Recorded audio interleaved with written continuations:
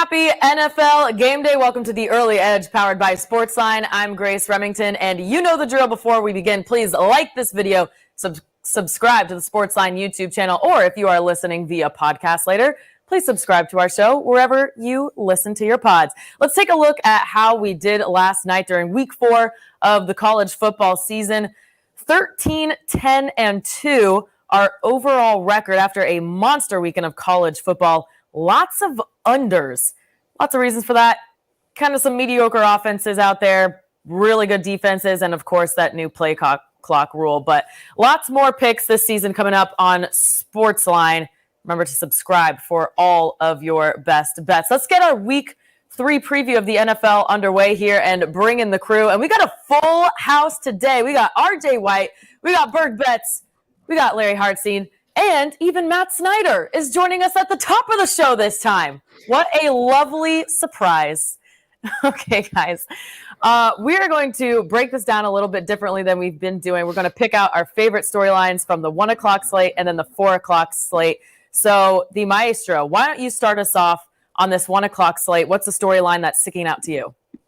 Well, that Browns-Titans game is very interesting because Deshaun Watson looked horrific on national TV, and yet the Browns laying over a field goal without their best offensive player, Nick Chubb, out for an extended time. And Jerome Ford did have a 69-yard run, but other than that, only 37 yards on 15 carries. And so why are we seeing this line over a field goal against a Titans team that seems to play every game very, very tight? I think it's because nobody runs on the Titans. Number 1 this year against the run, number 1 last year against the run. This is a matchup where Nick Chubb may not have mattered as much. I think that's why we're seeing this line still over a field goal. All right, Sniper, it's your big moment. We're finally getting a football play from you. Yeah. What's your favorite storyline here? In the 1 o'clock slate, I like the Dolphins here a lot. Look, it's their home opener. They had a wild win in week 1 against the Chargers. Sunday Night Football against the Patriots. You know, a little bit of a slog there, but they still prevailed. Now they're coming home against a terrible Broncos team. The Broncos have lost 2 home games. Now they have to travel all the way across the country, all the way down south.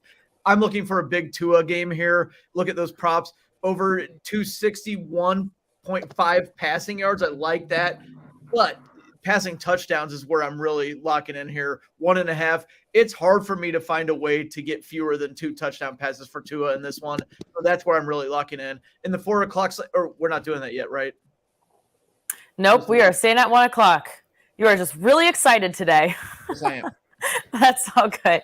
Hopefully our viewers are excited as well. Remember, if you hear something you like on this show, you can go place your wager over at BetMGM. New BetMGM customers can sign up today and get $200 in bonus bets. Just place your first wager of at least $10, has to be 10, and you will receive $200 instantly in bonus bets, regardless of your wager's outcome, with the bonus code EDGE200. So you can win or lose. You still get the bonus bets. Just remember, EDGE200 is the bonus code. All right, Bob, coming to you now. You are looking at Chargers-Vikings, the highest total of the day at 54. It's the only one in the 50s. What has caught your eye in this one? Yeah, so for this game, there'll be no Austin Eckler. He was out with an ankle injury again. Joey Bosa is also listed as questionable. But the big thing that I was really looking at was Brandon Staley could very well be coaching for his job. I know he's basically been coaching for his job the past 2 seasons with his questionable callings and crunch time. And then, of course, their playoff performance last year in Jacksonville with that 31-30 loss.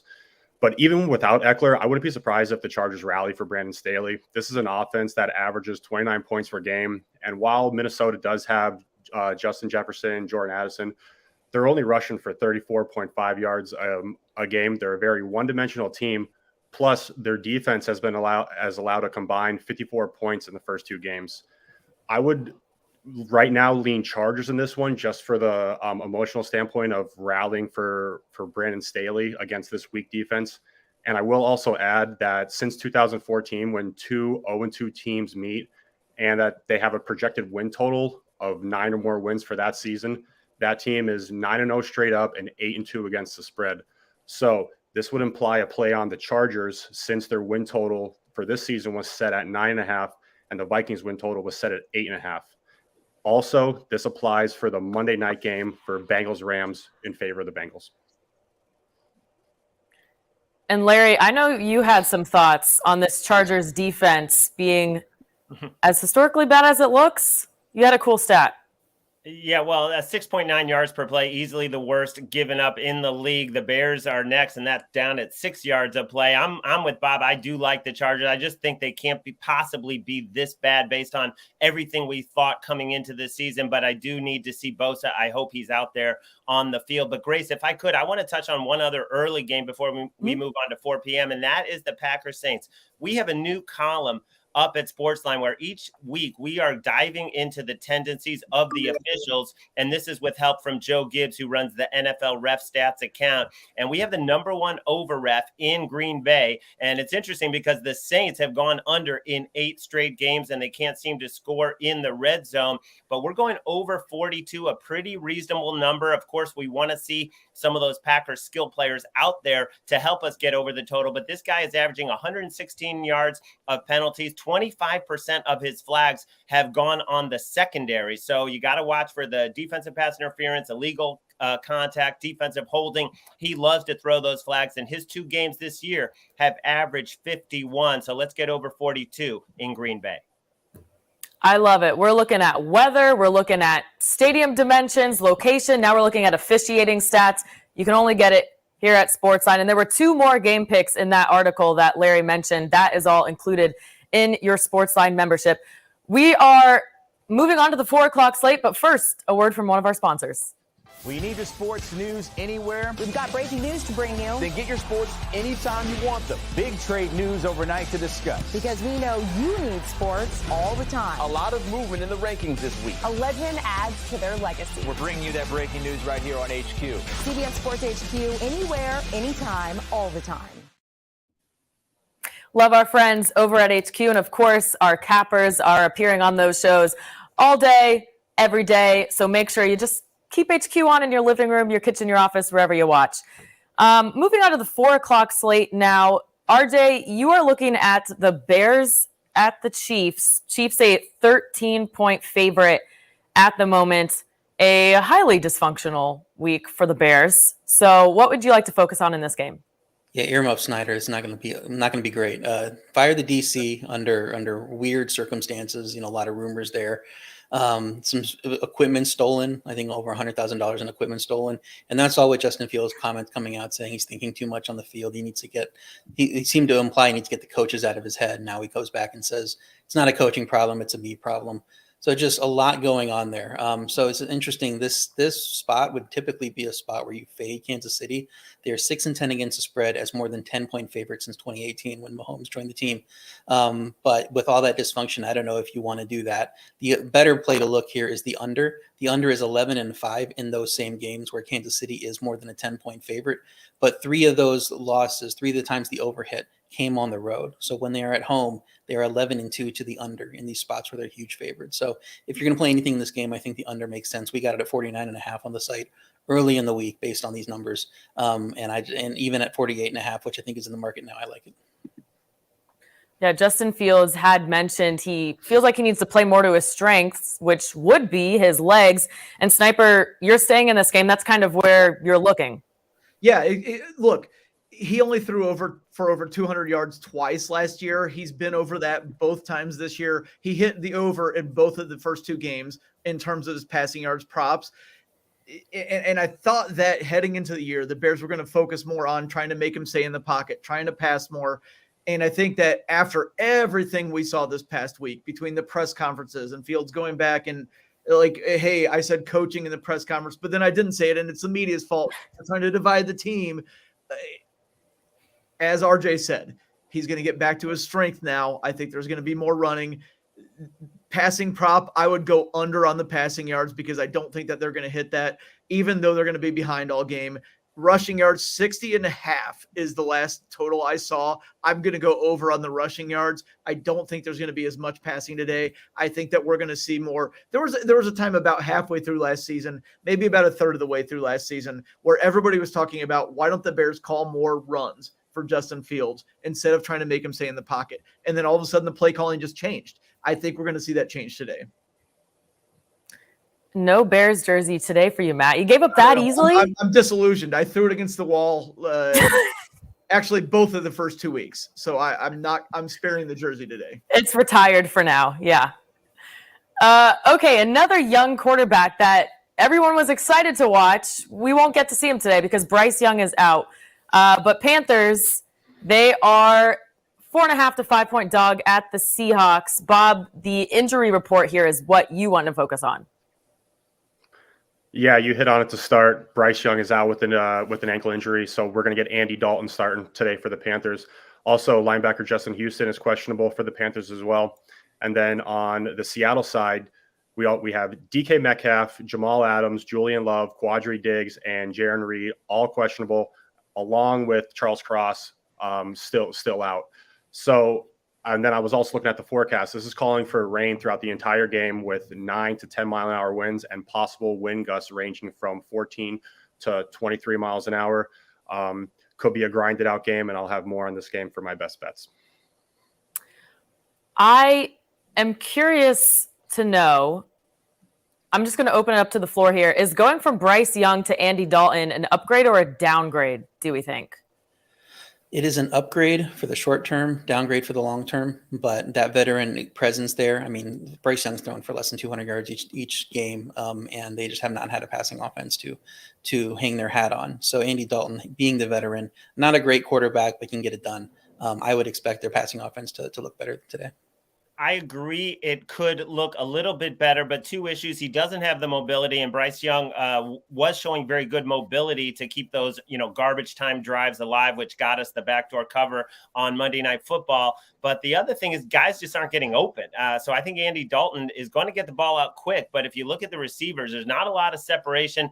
They don't have great weapons around him, and that's my biggest concern about Andy Dalton taking over in some bad conditions, as Bob mentioned. All right. I would have to agree. Short-term upgrade. Bryce Young's still a true rookie at this point. I'll take the vet.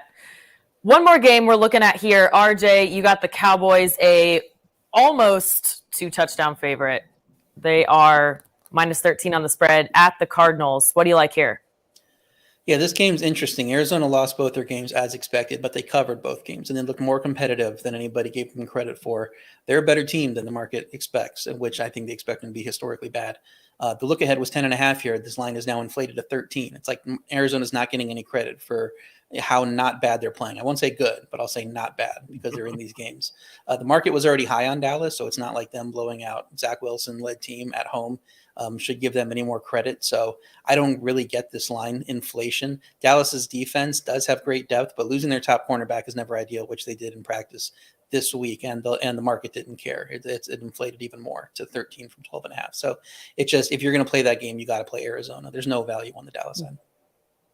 All right, good to know. We are going to our best bets next, but first, one more word from one of our sponsors. It's time. The best Transformers yet. There you go. Is now streaming on Paramount Plus. This is gonna be fun, man.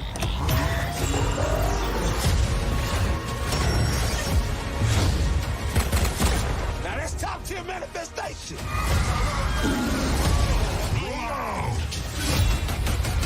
Transformers: Rise of the Beasts. Rated PG-13. Now streaming on Paramount Plus. All right, let's get some baseball. Sniper, thank you for enlightening us with your baseball picks, because we're all excited about football.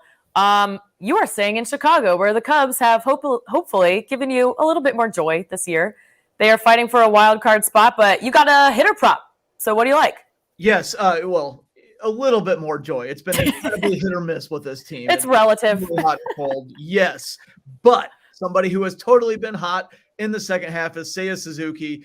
I'm going to go over 1.5 hits plus runs plus RBIs. It's juicy, but it's going to be worth the squeeze here, as Coach likes to say. He's hitting .305 with a .567 slugging percentage in the second half. If we isolate it just to August and September, he's hitting .354 with a .681 slugging in 43 starts in August and September. 56 hits, 32 runs, 35 RBIs. That is about 3.5 per game on this prop, which is about double hitting it. So he should go over in this one, I think, rather easily. He's been hitting sixth. he should be a little higher in the lineup. It's a complaint that I'll take up with David Ross at some point in the future. We don't need to get into that now, but it's a prime RBI spot, a little bit deeper in the order. Facing Rockies left-hander Ty Block. The Cubs just saw him last week, so a little bit of familiarity there for Seiya on the quick turnaround. So I think that we're going to get this one pretty early here. I think he'll have a hit with an RBI pretty early in the game, and then we'll be over. And that is it for the baseball props today. So all the football-only people, you can settle down. I'm done. Suzuki just reached the 20 home run mark in a season for the first time in his career. So, yeah, let's keep that momentum going. Bob, you kind of teased to this. You got more in the Panthers game. Picking a side. Who do you like? Yeah, I'm going to roll with the Panthers here, +5. Public is very heavy on the Seattle side, but Carolina still has a very above-average defense. They're 13th in the league in opponents scoring per game with holding their opponents to 22 points. And this is all despite their injuries to J.C. Horn, Shaq Thomas, and like I said, Justin Houston is now questionable for today. This line got to as high as 6.5. It continues to move in the Carolina favor with 4.5 and 5s out there currently. Seattle comes off a very high-scoring overtime win against Detroit, so they may be due for some regression here after that game. Their defense is allowing 30.5 points per game. And as we all mentioned, the Panthers are struggling offensively. They're only averaging 13.5 points per game. But I think, and Larry and RJ kind of agree, we could see some positive regression here with Dalton taking over with that veteran presence.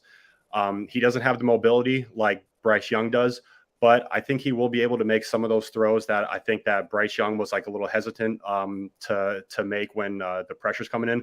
That really all depends on the offensive line. If Dalton is able to get at least a little bit of time, I think he can make some of those throws that Young was unable to make. So I'm going to roll with Panthers +5 today.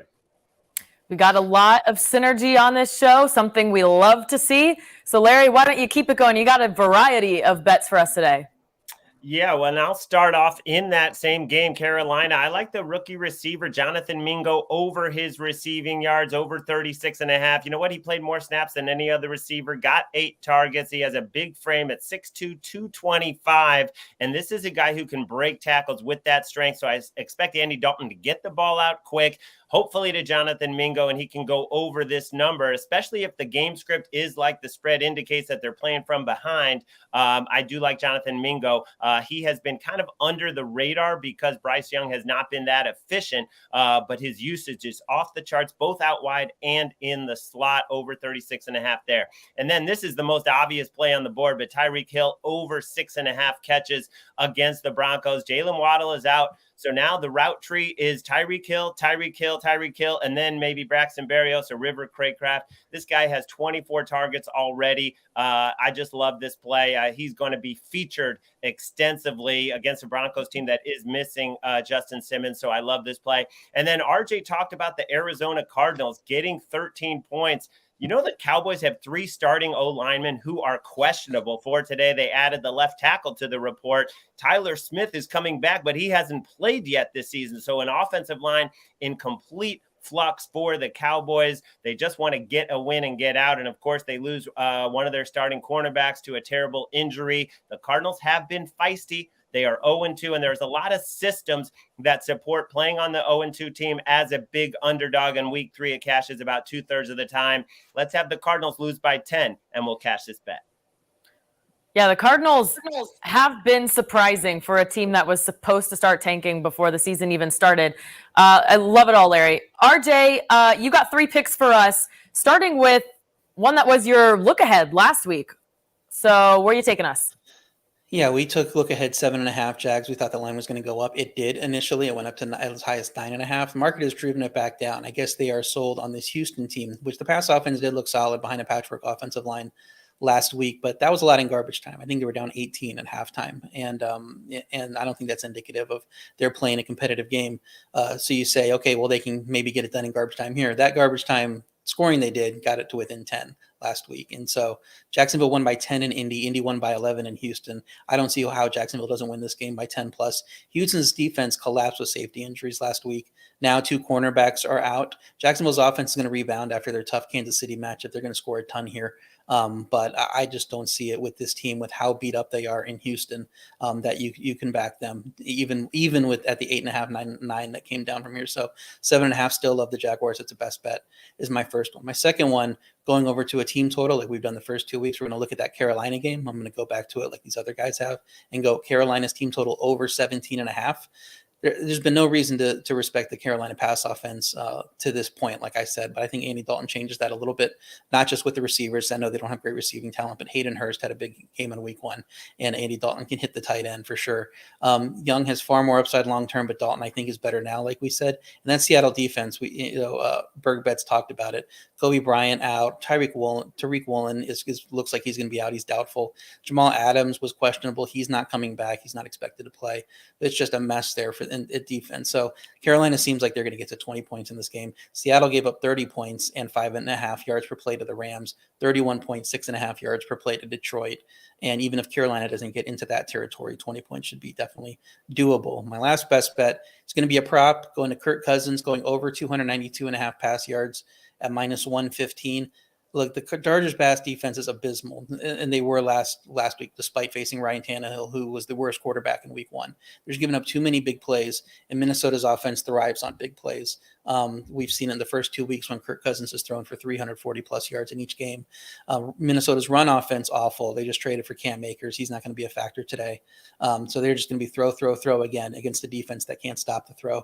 I don't see how Cousins doesn't have another 300-yard day. So love Cousins to go over 292.5 passing yards.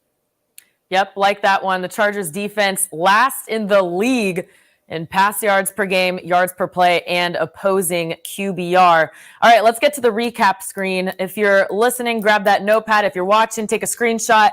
RJ is on the Jags, -7.5 at -110. The Panthers team total over 17.5 at -120. And Kirk Cousins over 292.5 passing yards at -115. The Maestro is on the Cardinals as a dog, +13 at -110. Tyreek Hill with Jalen Waddle out, over 6.5 receptions at -133. And Jonathan Mingo over 36.5 receiving yards at -111. Bob is on the Panthers, +5 at -110. And the Sniper on Suzuki of the Cubs, over 1.5 hits, runs, and RBIs at -165. Now, we are not done just yet. RJ has got the look-ahead line for us, and you've been crushing this. You're 2 of 2 so far. So which game are you looking at for week 4? Yeah, this one a little bit more apprehensive about, because it seems like the market really likes this Washington team, but I like Philly -7 against Washington. But Buffalo was -6 at Washington for much of the week. And isn't Philly better than Buffalo? You flip the home field advantage, and this line says, no, we think that Buffalo is the better team. But I think it's giving Philly a little bit of disrespect here. Washington has had to come back twice against bad teams to be 2-0. It's not like they're playing well despite their record. And Philly won't have played by the time this opens tonight. So if you want a small hedge, I mean, you can bet the Washington money line against Buffalo, as that's the only way I don't think this line goes up from 7 once we get the reopen here later in the day. All right, go ahead, place that bet now. RJ tends to be right on these. That's going to be a wrap for us at the Early Edge. Thank you for watching. We have more NFL coverage coming up at noon Eastern and 7:30 before the Sunday night football game. And as always, we are here every single day at 10 a.m. Eastern. For RJ, Bob, the Maestro, and the Sniper, I'm Grace Remington. Have a happy NFL game day, and we'll see you at the pay window.